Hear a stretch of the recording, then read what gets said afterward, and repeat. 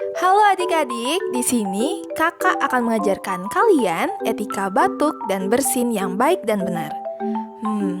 Kenapa penting ya? Yuk kita lihat cerita berikut ini. Pada suatu hari, Mirah dan Soma sedang bermain tepuk tangan. Dan tiba-tiba... Soma kok batuk-batuk? Kenapa ya? Jangan-jangan dia corona lagi. Kok kena sih tangannya?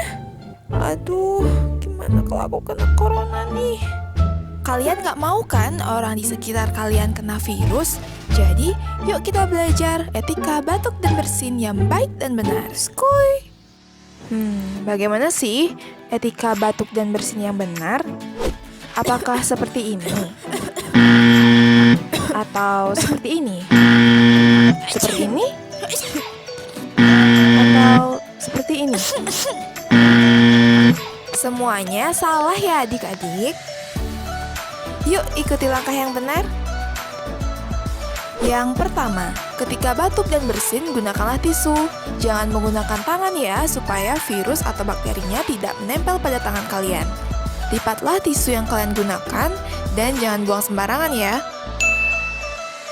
Yang kedua, bagaimana jika tidak ada tisu? Jangan khawatir, kalian bisa batuk dan bersin memakai lengan atas bagian dalam. Yang ketiga, jika batuk dan bersin terus berlanjut, adik-adik dapat menggunakan masker, di mana masker kalian harus menutup mulut dan hidung dengan baik. Kemudian, tekanlah bagian atas masker supaya mengikuti bentuk hidung kalian. Yang keempat, robeklah bagian tali masker atau bila perlu kalian dapat menggunting atau merobek bagian dalam masker. Hal ini bertujuan agar masker yang kalian gunakan tidak digunakan kembali oleh orang lain. Kemudian kalian dapat membuang masker tersebut ke tempat sampah.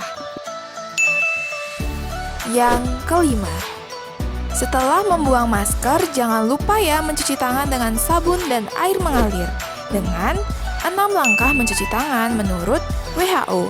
Yang pertama, ratakan sabun dengan kedua tangan.